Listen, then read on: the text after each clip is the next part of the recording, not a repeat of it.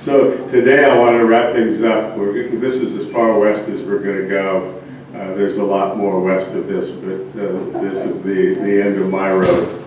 I want to talk about Turkmenistan. And Turkmenistan is one of the most repressive of the new republics in Central Asia. Places we're going to talk about, one is Merv, which was an important center in the Silk Road, actually for a while, probably one of the largest cities in the world. And then we're going to go from there, from Merv, to Ashgabat, which is the contemporary, the modern capital of Turkmenistan. And it's a bit like Disneyland on steroids, as you will see when we get there. There's probably more white marble cladding buildings in Ashgabat than any other place in the world. It's blindingly white, and I'll tell you a little bit more about that when we get there. Then the furthest west we're going to go in Turkmenistan is a city, an old city. It's all archaeological ruins now. Was a major Silk Road center and the capital of the Parthian Empire, one of the early Persian empires. And then finally we're going to go up to the far northwest, up back to the area where we were, very close to the Aral Sea, on the Turkmenistan side of the river. And we're going to go to Konya-Uganch, which was a major stop on the northern Silk Road. Remember I talked about Khiva on the north. Well, this is continuing north of Khiva, now in Turkmenistan, and it was the capital of the Khwarizm Empire.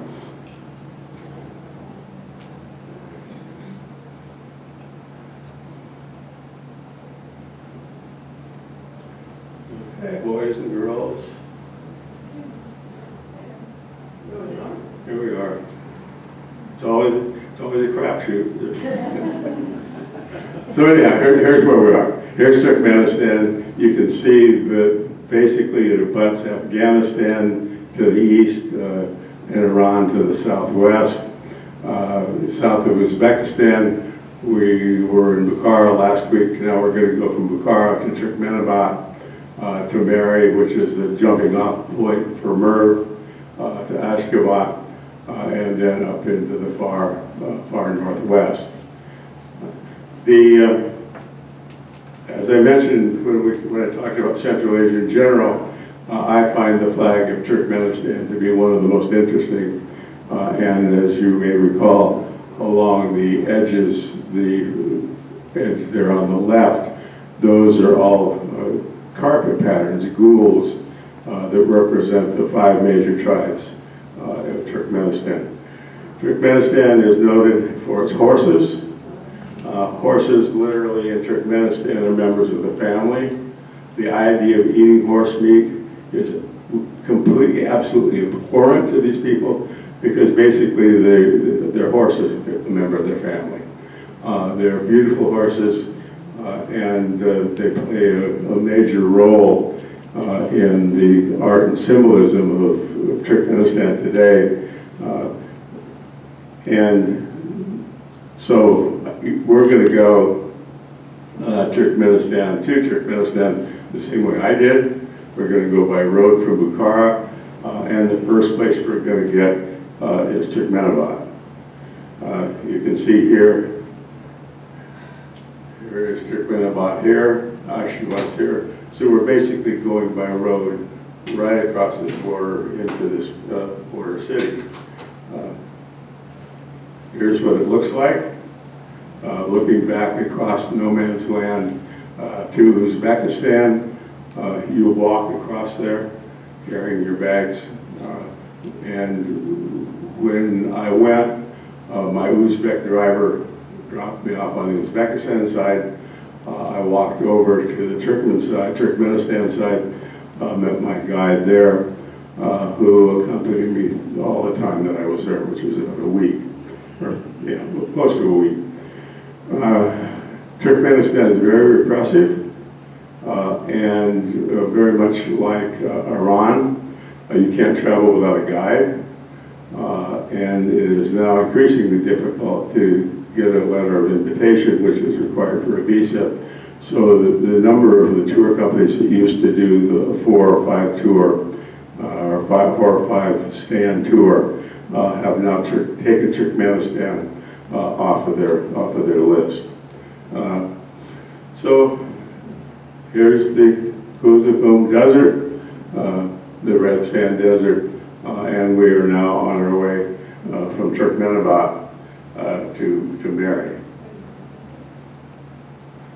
Mary is one of the largest cities in Turkmenistan. I think it's either the second, I think it's the second largest, and it is a regional capital.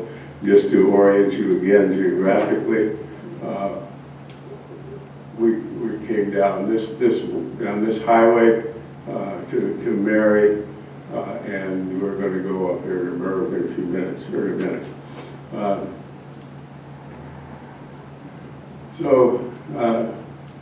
Here's something that you see everywhere in Turkmenistan. This is the president of the republic. Well, he was then, not now, he's dead. He's got a very long Soviet name, but he named himself Turkmenbashi. That means father of the Turkmen. And he became a major leader, and you see statues of him all over. I've got a great photograph of him with this statue with a pigeon on his head. Anyhow, so this is Turkmenbashi, and we'll see a lot of him as we go through the country.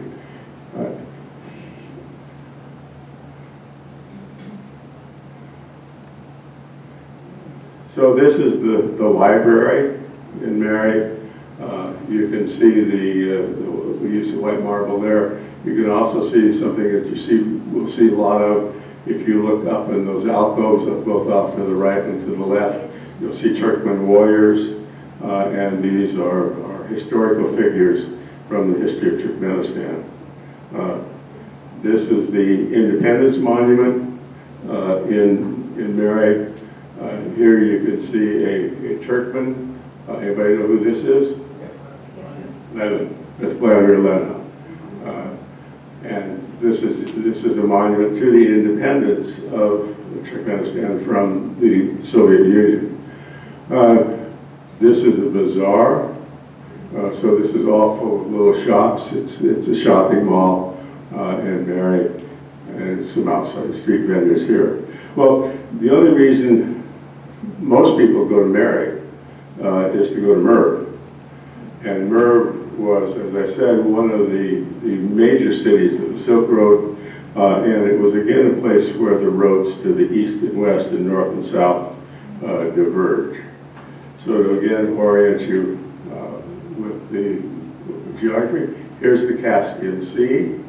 The Aral Sea would be up in here. Here's Uzbekistan, here's the Amudar River. Here is Afghanistan, Iran right here, and here is the ancient city of Merv. It was actually a series of cities because the rivers that supported it shifted, and so they had to move the city. So what you see are all these huge buildings, a lot of which they have no idea what they were for. They call them a palace. This is the Kizkala in Merv, with a few camels wandering aimlessly around in the spinifex. Or in Australia, that would be spinifex. I'm not sure what the grass is called there. This is another one of the old buildings. These are massive. You get an idea of the size with this one from the camels. They hang around for a minute. You can see that this is probably somewhere in the neighborhood of 50 feet tall. Another one of the abandoned buildings, and then here's a reconstruction of the Ark, the fortress behind the wall. This is one of the few modern, quote-unquote, buildings there. Another modern building is the mausoleum in the background. But you can see this is another one of the buildings that remains there in the middle ground. This is all mud brick. This is a rehabilitated, reconstructed mausoleum from the 12th century. This was Sultan Sanjar, who was one of the leaders of this republic empire in the time of the Silk Road. So that's Merv. We go back to Mary. We take an airplane and we fly to Ashgabat, the capital. So again, another map.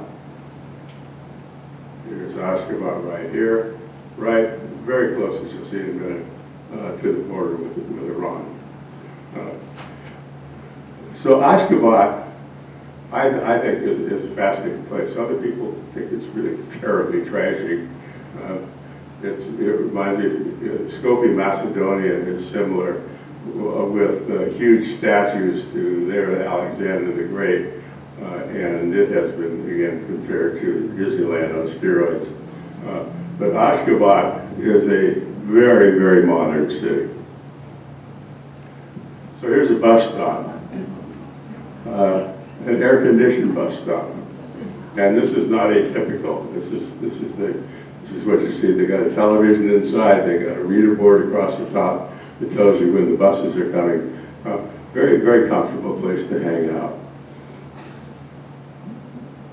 This is a map of Ashgabat that shows you a number of the major sites that I'll show you in some detail. But all of this basically is new. It's been built since the independence of Turkmenistan.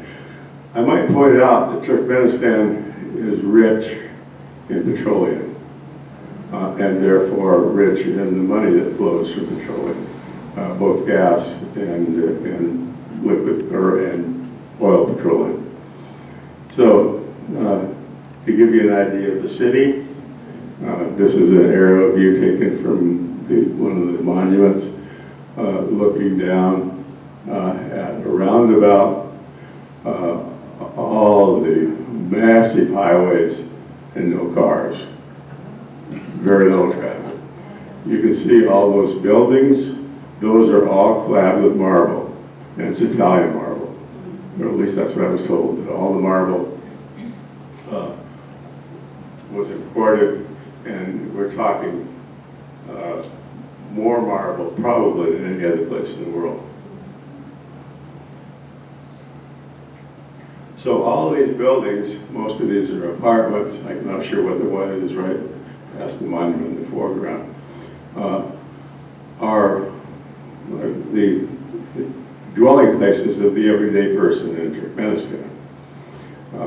The guide that I had there was a very interesting woman.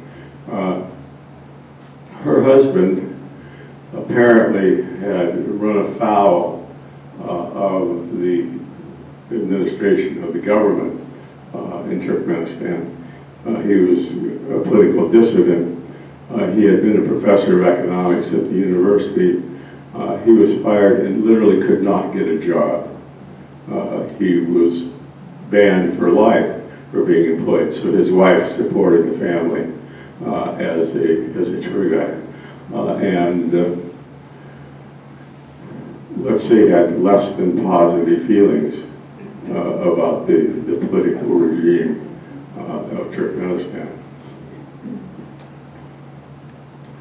So again, just an apartment buildings, very, very modern, and as I say, blindingly white with the marble. This is another view of Ashgabat and the Kopet Dağ Mountains in the background. That's Iran. So you can see how close it is. And again, the broad streets, there are fountains down the middle of that one that you can see going off into the background. Lots of plantings, lots of glamour, lots of kitsch, if you will. So this is the Alum Center. This is an entertainment center, and what you see in the middle there is what at one time, and may still be, the world's largest Ferris wheel. Remember I mentioned the other day that most Soviet cities are characterized, the former cities of the former Soviet Union are characterized by having Ferris wheels. Well, this one outdoes all the others. Basically, you can see anywhere. It's enclosed in that building in the middle, and it's big. I mentioned the Turkmen warriors. Here's a statue of one surrounded by very colorful flowers with the presidential palace in the background. And here's His Royal Highness Turkmenbashi, a monument to him, and then a monument to the horses of Turkmenistan that I said were of great importance. So when Turkmenistan got its independence in 1991,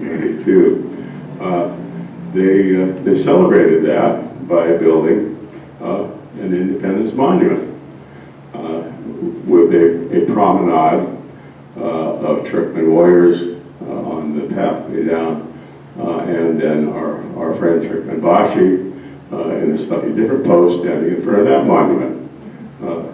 Here he is with the Independence Monument in the background.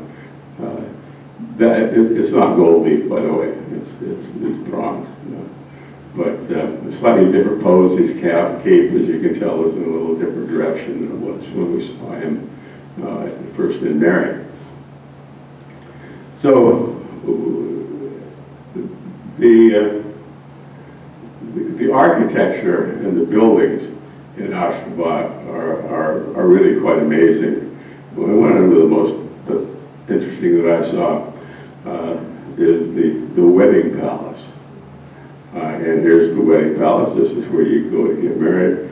Well, the interesting thing about the wedding palace is you see that cubical structure or cuboid structure on top.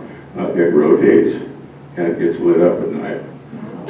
And so it'll be red, green, here gold or white, blue, and so on. Well, another one of the things that's interesting about Turkmenistan is that they declared their neutrality. They and Switzerland are, as far as I know, the only two countries that have declared neutrality. And so if you declare neutrality, you got to build a monument. So here's the neutrality monument, an arch in Ashgabat. And I can't remember the name of the other one up the hill. I don't have a slide showing it, but Turkmenbashi decided that the people of Turkmenistan needed to become more fit. And so he put these paths, these trails up into the mountains, and everybody was expected to go out, walk or run the trails to become or maintain their fitness. But one of the problems was that the first people that went up were some of the members of the ruling parliament, I can't remember the term for it, Turkmenistan, and they couldn't make it. And Turkmenbashi was very displeased with that. And then he built a shorter trail so that people could make it. So that's the Neutrality Monument Arch. This is a close-up of it. And the picture you saw first with the roundabout and the highways diverging from it is taken from the observation deck here of the monument. There's an elevator that goes up to here, and so that's where that picture was taken. But you can see that there's nothing here that's subtle. You look at the lampposts, they're not subtle. And none of the monuments are subtle. That looks really, for a neutrality monument, looks to me like a rocket taking off. But anyhow, and then I think that's probably Turkmenbashi up there with his cape blowing in the wind. Well, one of the things that he did, among many, was built a mosque. And this is outside of Ashgabat itself. It's in a little village. I can't remember exactly how far out it is. But it's the village where he was born. And so he recognized the importance of that village by building this mosque and dedicating it to his mother. It's huge. You can see the fountains here in the middle or in the foreground. You can see that you see flags all over. Here's a good display of flags. This mosque has the dome with the crescent on the top, crescent moon on the top, and then the 4 minarets. On the inside, here's what the dome looks like. And you can see a lot of gold and marble. And then along one wall, this is just looking again at the inlaid floor. It's actually carpet, I guess, in the middle. But you can see the opulence of this. Are these pictures that were provided to you by the government, or did you take them? These are pictures I got off the web. Because that's a long story. Well, I'm wondering because there's no people anywhere. Well, there aren't a lot of people there. I mean, when I was in, they're going to take a picture of a mosque to show the interior. When I was there, there were people there. Prior to prayer in Islam, you have to wash yourself, the ablutions. The ablution room at this mosque is absolutely huge, with all these spigots coming out of the wall. So there are people there. Maybe we'll see some as we go along. But most of the time when people take pictures to show architecture, you want to avoid having people in the pictures. But these, I should go back and clarify. I can't find the card with my pictures on it. So all the pictures that I've shown here and in the other course are off the web. But I've been all these places. It's not like I'm making it up. I took some travel courses at Emory. They have an OLLI program or OSHA program. And I did, I guess, 2 or 3 of them. The woman who taught those classes had never been out of the United States. But she researched it, did one on the Balkans, did one on Romania, Bulgaria, I think. Can't remember the other ones. So, but anyhow, I have been here, but there aren't my pictures. Oh, sorry, I wanted to mention something here. These are, in this picture, you see 2 characteristics of a mosque. This is the mihrab. This is the side of the mosque towards Mecca. This is the minbar. This is where the imam delivers the sermon from. And you can see the inscriptions in Arabic here. I don't have one of these, but I don't have one to show this. But one of the things that Turkmenistan did is he wrote a book called the Ruhnama. And this is a park monument to the book. Okay? And you can see his picture on the book there in the front. Well, it's basically full of quotes from him. And he felt that in the mosque, he was probably more important than Muhammad. So the quotes written along the walls of the mosque are not quotes from the Quran. They're quotes from the Ruhnama. And as I say, I personally have pictures of that like that. I couldn't find any. So anyhow, this is another monument to his egotism. This is required reading. Everybody in Turkmenistan has to read this. We're supposed to read it. He's been dead, I'm not sure how many, 20 years now, I guess. But his legacy lives on. So yeah, this is a monument to his book, which is kind of like Chairman Mao's Little Red Book. In China, you read it. That's what you're supposed to do. Okay, so here's some people. These are Turkmen women in Ashgabat, and again, similar to Uzbekistan, a very colorful dress. But one of the things that was interesting in Turkmenistan is, and it doesn't show up terribly well here, but these scarves, that isn't all hair in there. They wear baskets on their back of their head, put their hair over the basket, and then put the scarf over that. I have no idea why, but the tour guide explained that to me. And if I had my slides, I could take you into a market and show you the baskets. But these, anyhow, it's distinctive to Turkmenistan. You don't find that in any other Central Asian countries. But again, the very colorful dress. Speaking of colorful, here's a parade. Turkmen women in that bright green. You can see all the women carrying flags there. That green is the color of Islam, the color of peace. And so these are just a variety of young girls, or young women. You can see a variety of facial features, ethnic types. This was an area with a large Russian population, so some of these women would be Russian, others would be Turkmen, but they are all participating in a parade. But their hair's not covered. I'm sorry? Their hair is not covered. No, you don't. You do not find that in Central Asia.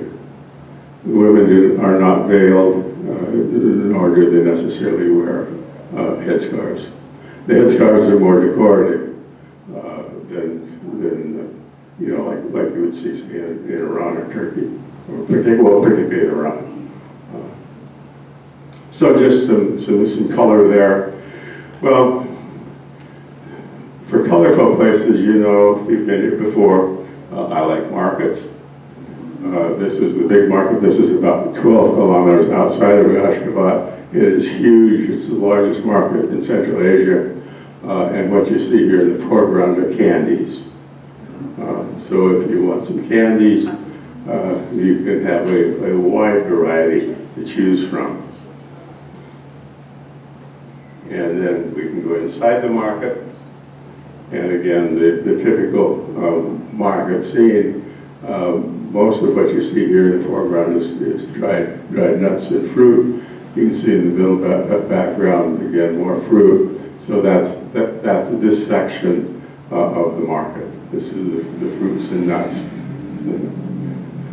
section. I'll leave it there. Well, this is a woman in the market with her textiles. And these are, you can see, very colorful. And the women wear these very colorful dresses, similar to what we saw in Uzbekistan. Well, one of the things that the Turkmen are most famous for are carpets. And these are women having a tea break, and the woman showing off a small, that's a bag actually, of a very typical Turkmen pattern. It's sometimes referred to as Bukhara, but it is not. It's Turkmen, and if you look at the center of that carpet, you can see what I talked about before, the gules that are represented on the flag. Well, here's a woman that's wearing a headscarf, but she's trying to keep out of the heat. Just an example of literally dozens of carpets in the carpet market there. It's outside the main building of the bazaar or the market there in Ashgabat. It's on a hill outside, and I don't know, if you're into carpets, it's a great place to go, as we've seen before. So I'm going to leave Ashgabat. I'm going to go a little bit off to the southwest, and we're going to go to Nisa. Nisa was the capital of the Parthian Empire, which is part of one of the early Persian empires. It was a capital from about 200 BCE to 300 BC, or CE, sorry. I'm trying to be politically correct. Then the capital moved from there to the west to Sept in Iran. So it had a run as the capital of the Parthian Empire. The Parthians were important middlemen along the Silk Road. So this is basically along the southern central Silk Road, directly going from here into present-day Iran. This is the archaeological site. It's currently, when I was there almost 15 years ago, it was currently under excavation. I assume that they're still working on it. A lot of the work being done in both Merv and here in Nisa is done by Italian archaeologists. And this just shows some of the structures there. This is the palace complex. This is where the Khan or the leader of the Parthians would have lived. This shows you the Ark, the fortress, and the walls of this old Parthian city of Nisa.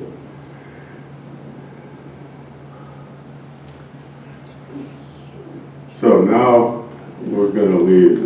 We've gone back to Ashgabat. This is the Ashgabat airport. You can see it's a little quite modern and up to date. And we're going to go from Ashgabat up to the northwest to a city called Dashuj.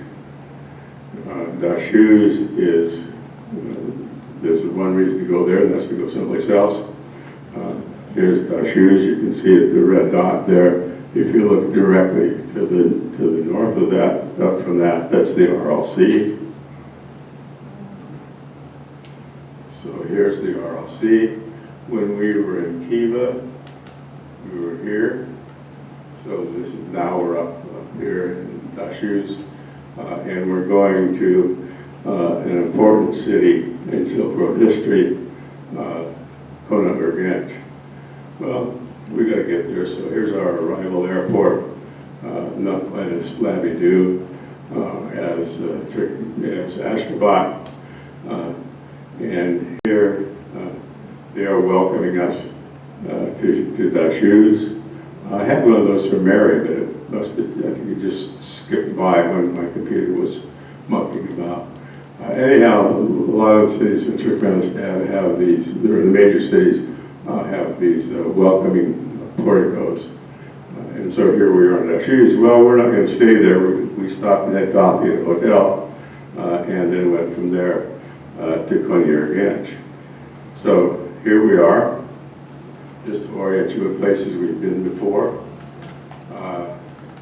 Here is Nukus. Remember the museum there. The RLC is right up here. Here's Bukhara. So what we've done is we've gone from Bukhara to Turkmenistan, down to Merv, Mary, over to Ashgabat, Nisa, and now we've flown up here to Dashuj, and this is literally right across the border. It's about 15 kilometers from Nukus. So that logically you would do the two at the same time, but I didn't do it logically either time. So on the road to Konarganj, this is the Kuzakum, the Red Sand Desert, and you can see, you actually see a lot of that. This is Konarganj. It was a very important city on that northern Silk Road from Kiva up, and parts of it have been restored, but it's kind of scattered about. Here's some people. These are mausoleums. These are leftover, would have been post-Mongol invasion. And basically it is an open-air archaeological site, a very popular place to go, but it's really off the beaten path. You really have to want to be there. And for some reason, the tour company that I was traveling with thought that I would want to be there. And so we explored. Trying to remember the name of the shrub in the foreground. It's a very common. It's one of the few things that you see growing in the area. But I'm blocking on the name of it. So this is the Turbek Kalana mausoleum. This is the dome. Again, this is the very colorful tile work that we see. One of the things that remained after the destruction of the city was the minaret. This is a very tall minaret, and it is. You can see it's made of brick, and you can see the brickwork here. The Kufic, the calligraphic script along the wall there. This is another one of the mausoleums there. This one has not been restored, and you can see the tile work on the dome, the conical dome. This is the interior of that dome, and that's all original color. Now, here's another mausoleum, and this illustrates the point that I made a couple of weeks ago. These are mausoleums that are considered to be, many of them, the mausoleums of saints. And I pointed out that Sunni Muslim does not recognize this concept of saints, whereas Shias do and the Sufis do. And so this is a mausoleum where people go on pilgrimage to the saint. But what you see in the foreground here are bits of cloth or clothing tied onto a pole, and those are prayers. And those are asking for the saint's intervention. Many times they're for fertility. And so this is one here, just to illustrate that concept. There's still active work underway to restore the complex there. This is one of the buildings that's under restoration. You can see the brickwork and the tile work. And so there we've seen a bit of Turkmenistan. So just to summarize, one of the most repressive of the former Soviet Union republics in Central Asia, the importance of Merv as a center for the Silk Road, a crossroads between east and west and north and south, and at one time a population of somewhere in the neighborhood of estimated between 500,000 and 700,000 people. Ashgabat, the modern capital, garish monuments, extensive use of white marble. Nisa, a major Silk Road city on that main east-west route, capital of the Parthian Empire. The Parthians were important key middlemen in Silk Road trade. And then finally Konya or Gench, which was a major stop on that northern Silk Road that was heading off towards the north of the Caspian, and then down from there to Crimea and the Black Sea, and then on to Istanbul. So there we are, and I will entertain questions. Yeah, Joe? When you say that it's these buildings were coated in white marble, is that like 2 inches thick or 2 feet thick? Or what? No, it's probably about an inch and a half thick. Only that? Yeah. Yeah, Priscilla? So how does the repressive government relate to Islam? Does everybody have to be Muslim? Everybody is Muslim. One of the things about Islam in Central Asia is that it's a little less repressive. Women aren't veiled, and some men drink alcohol, which is forbidden. The question was, is it Muslim? The answer is yes, but it's a less repressive form. Yeah. Dick? Yeah, I noticed that the bazaar was kind of a beautiful building, and I remember that previous slide that you had of a different city, where the building is a bazaar. Was it built that way as a bazaar? Or Yeah. The question was the bazaar in Mary built as a bazaar? And the answer is yes. Yeah. And it's similar to some of the bazaars that you find in China. For example, Kashgar. If you remember the slide from Kashgar, the bazaar was a large building, certainly not architecturally anything interesting, with dozens and dozens of stalls inside, and it was built as a bazaar. Yeah. So there was one slide that had mountains in the background, and the air looked really full of dust or sand or pollution. It's dust. It's a desert. Yeah. Easy. And the mountains in the background, that was Iran. So those mountains were a bit away. I mean, it's foreshortening with the camera, but she mentioned the dust in the air, and it's desert. Yeah. Sean? Since there are probably few tourists, who do these women sell the rugs to? They sell them to the tourists that are there, But there are, and the local people buy them. I mean, they use them. Yeah, it's not all tourists. I mean, these are the nomadic carpets were basically built or made for them to use. So who buys the carpets? You will find at the market in Ashgabat very few foreigners. The people who are shopping there are Turkmen. Yeah. Good question. Yeah, very good. What were the accommodations like where you stayed? What would you compare it to here in the States? Well, I stayed in probably 15 or 20 different places. In Turkmenistan, the hotels were probably 3-star equivalent, well maintained. Other places I stayed in Turkmenistan, it was all big hotels.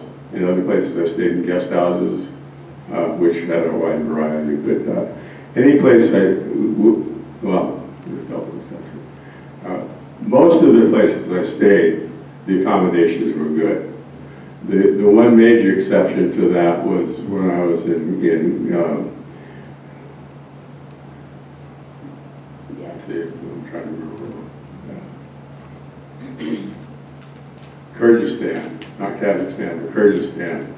We were out in a wilderness area where we stayed in the guest house, and the toilet was a bit down the road, and the shower was down the road, and it worked by having a tank of water on the top of the water heater. But you had to make sure you turned off the water heater because one of the guys not too long before I was there electrocuted himself by standing in the shower and flipping the switch. That was one. That's kind of interesting. That was when it was a guest house, and so I was traveling I was a solo traveler, but I was traveling with a group which consisted of 2 people. I think I mentioned that before, that my travel companion there was a British prison guard, female prison guard, who was bipolar and offered that stuff. Anyhow, I had a room by myself there, and well, typically in this part of the world, people don't sleep in beds. You have very little structural furniture. What you do is you sleep on mats. And so you go in and the mats are piled up against the wall, and then when night comes, they come in and pile them, and you sleep on the floor. That was the only place where I didn't have an ensuite bathroom. Every other place I had was ensuite. That one was down the road, down the path at night. Yeah, Kathy? When you showed us the picture at the beginning of the freeway system with no cars, Mm-hmm. was that reality or was that another one of those? No, that's reality. So If I had my picture of that, the question was the picture of the city's boulevards without cars reality? If I had my pictures of that, they'd look the same. There's very little traffic. So is that typical of the standard of living there, that the population doesn't own cars? There's very few people own cars. The question was to do with the population of cars. Very few people own cars. But they've also got very good public transportation. Between the cities, you've got little minibuses, marushkas, or some trains. I don't know, I guess there's a train that goes across Turkmenistan. There is a main highway, if you remember, the first slide showed the Highway 37. But a lot of the roads are gravel. When I took a taxi from Bukhara to Khiva, and then from Khiva up to Nukus, and a lot of those roads were, let's just say they're questionable. Yeah. Were there bicycles allowed on the road there, or how did they? Not very many bicycles. Most people either walked, rode donkeys, or took buses. But one of the things that people do there is basically they take people along, and you pay the driver. The idea of hitchhiking, like you do like you used to do in Europe, I don't know whether anybody does it anymore or not. The idea of hitchhiking, if somebody picks you up, they expect to be paid. And a lot of people will pick people up, and that's the way they go from village to village. Is they stand by the road, somebody comes by, and they pick them up, and they offer they pay for some of the gas. Yeah, Al? The restoration and archaeological work cost a lot of money, but it sounds like there wasn't a very big base of economy. What was the basis of the economy? In Turkmenistan, it's petroleum. Okay. They were very wealthy. Okay. Yeah. Similarly to Uzbekistan, Kazakhstan, Kyrgyzstan, not so much. But both Uzbekistan and Turkmenistan have. Uzbekistan, of course, has cotton, but also petroleum. But Turkmenistan, it's basically gas and oil, and they're very wealthy. There's a big pipeline being built. I didn't talk about. Let's see. If you look at this map, you see on the far left a place called Turkmenbashi. That's a port on the Caspian. And across the Caspian from there is Baku, the capital of Uzbekistan, of Azerbaijan. And there are oil pipelines now being built across around the Caspian. I should point out that Turkmenistan, they speak a version of Turkish. They're part of the Turkish language family, and it's virtually indistinguishable from the Turkish spoken, or what's called the Zari, spoken in Azerbaijan, and very similar to Turkish and modern Turkey. They can pretty well understand each other. Any other questions? What year were you there? I think it was 2012. Yeah, it's one of those things that I don't remember. I was in China in 2008. I'm sorry, 2005, and it was sometime after that. I think about 10 or 12, 2010 or 2012. So it's a number of years ago. But most of what I'm talking about is still there. And as I say, for Turkmenistan, it's become increasingly difficult to travel. They just don't encourage it. Yeah? What's the population? I don't know. Yeah? How did you get an invitation to join this country? How did I get an invitation? That's a good question. I contacted a tour company in Tashkent. They had advertised, quote-unquote, a group tour of 4 stands. And so I signed up for that, and they took care of all the invitations, guides, travel, tour, visas, and so on. I had to get my own visa to go to Uzbekistan, which is another story. I went through a visa service agency. I don't know whether any of you have done that or not, but rather than trying to deal directly with ambassadors or embassies or consulates, you have a service that handles your visa for you. There's a very good one in Washington, D.C. I needed a multiple entry visa for Uzbekistan because I was going in and out. And that was on my application. When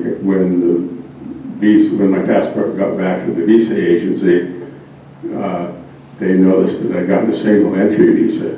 So they sent it back to the embassy, and they crossed out single and wrote multiple and wrote something in Uzbek. Well, the border guards weren't really sure whether that gave me a multiple entry visa or not. And so a couple of times, I went in and out, I guess, 4 times. And a couple of times they kind of, I think they wanted some money. But I didn't pay any money. I got out. But all of that, theoretically, that on that trip, we would have had a tour director with us all the way. Well, they weren't going to do that for 2 people. And so basically, we got handed off at the borders, or when we went to a town, we'd have a driver that would take us, and then we'd have a local guide who would show us around. It's a lot easier now. I mean, with the exception of Turkmenistan, there are a number of tour companies that do tours in Central Asia. It's become very popular. Uzbekistan is, tourism in Uzbekistan has increased dramatically. And that's where you'll see all these new books coming out on the Silk Road. I mean, there's just a lot going on there. So there's a lot of touristic interest. And I really recommend it. I mean, I went back to Uzbekistan. It's a fascinating place. It really is. Yeah. How do you pay for it? Ahead of time or afterwards?